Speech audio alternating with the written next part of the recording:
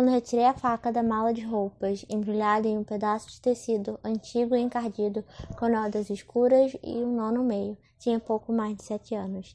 E é assim que o primeiro capítulo de Torturado, romance do escritor brasileiro Itamar Vieira Júnior, se inicia.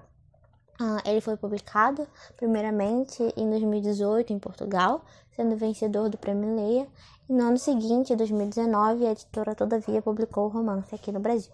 E bem, a obra acompanha duas irmãs, conta a história das duas irmãs Bibiana e Belanísia e é ambientada na Chapada Diamantina, na Bahia, local em que o autor foi fazer sua pesquisa em estudos étnicos e africanos, que serviu de grande inspiração para a escrita de Torturado.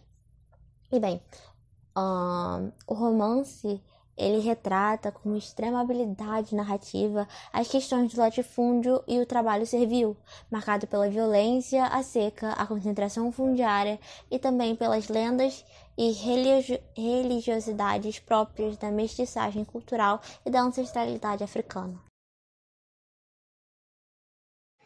Meu nome é Maxim Torres e eu vou estar falando sobre o direito à terra na obra Torto Arado. Primeiramente, a gente tem que falar da transformação da terra em atividade economicamente ativa após a abolição da escravidão no Brasil, né? Que está presente no início da criação de territórios periféricos e normalmente marginalizados, como as favelas e os quilombos, né? E aí, esses territórios, eles são retratados na obra Todo Arado e são marcados muito pela desigualdade e pela insegurança da posse de terra, principalmente, né, no que traz a obra da Fazenda da Água Negra, que é onde se passa a história, em sua maioria, que ela traz condições análogas à escravidão e à criminalização espacial e social dos moradores que residem nessa área, principalmente pelo fato, né, dessa terra ela ser composta por pessoas majoritariamente pretas, pessoas majoritariamente negras trabalharem nesse espaço. E de acordo com a progressão, né, do livro, os personagens passam a adquirir uma consciência da sua realidade racial, por assim dizer, né? Que eles começam a perceber o que é feito por eles simplesmente pela sua cor e quais condições de trabalho eles são submetidos. E ou eles buscam transformar a realidade, que foi o que alguns fizeram, como Severo e a Bibiana, ou eles demonstram uma cultura, né, uma postura bem passiva, por assim dizer, em relação, né, a essa realidade, como, por exemplo, o personagem Zeca Chapéu Grande. E por várias preocupações com a subsistência da família, muitos eles continuam nessa posição passiva, porque eles precisam de um jeito de sobreviver, né, eles e as suas famílias. E para isso muitos acabam ficando nessa posição passiva, né? E o que acontece? Com o progredir da história, por tomarem papéis mais ativos, a Bibiana e o Severo, eles conseguem ver mais no tato essa realidade que se passa, pelo fato de que eles saírem, né, numa parte, eles saem e depois eles retornam, né? E o discurso, né, da Bibiana, ele é muito firme, principalmente porque ela reivindica os direitos que foram negados, né, aos ancestrais e fica batendo nessa tecla e fica tomando esse papel mais ativo. E um exemplo disso, né, para finalizar a minha fala, seria o trecho da obra que fala assim: mas a terra é deles, a gente que não dê que nos mandem embora. Cospem e mandam a gente sumir antes de secar o cuspo.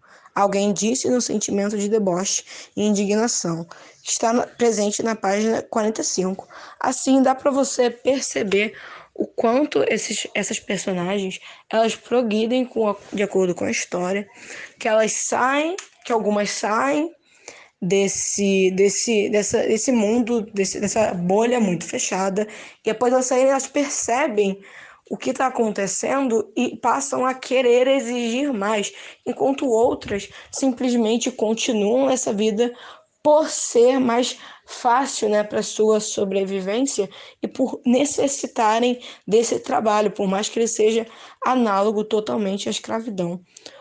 O livro em si não tem um tempo exato, não tem como saber exatamente, né, qual ano se passa a obra, mas tem como dar uma especulada, dá para você pensar, terminou ali, essa obra se passa, né, depois da abolição da escravidão no Brasil, né, naquele período, e até um pouco, né, retrata um pouco, né, dos dias atuais.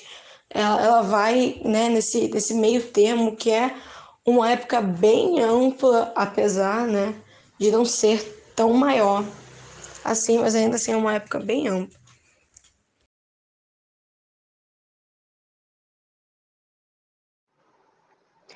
A Chapada Diamantina reúne diversos atrativos naturais e culturais. A vasta Mata Atlântica, campos floridos e planícies dividem paisagens com toques de caatinga e cerrado. Imensos paredões, desfiladeiros, cânions, grutas, cavernas, rios e cachoeiras completam o cenário da rasa beleza da Chapada. Os casarões do período colonial, que marcaram a fase histórica de exploração dos diamantes, são itens importantes nesse visual. A região é composta por 24 municípios, cada um tem uma peculiaridade.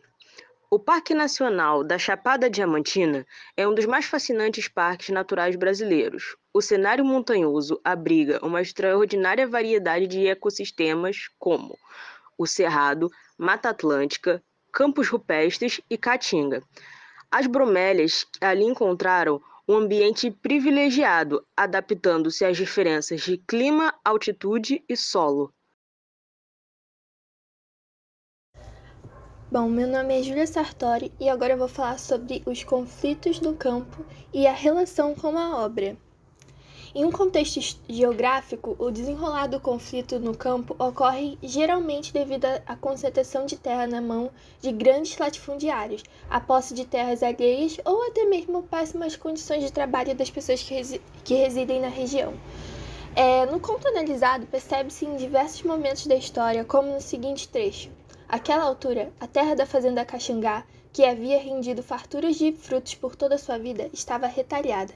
Cada homem com desejo de poder havia avançado sobre um pedaço e os moradores antigos foram sendo expulsos. Outros trabalhadores que não tinham tanto tempo na terra estavam sendo dispensados. Os homens investidos de poderes, muitas das vezes acompanhados de outros homens em bandos armados, surgiam de noite para o dia com um documento de que ninguém sabia a origem. Nesse trecho, dessa forma, observa-se que, em razão das expulsões, das posses de terras inesperadas e as péssimas condições de trabalho, os conflitos se tornam cada vez mais comuns entre aquelas pessoas, trazendo assim não só a pobreza, como também a violência.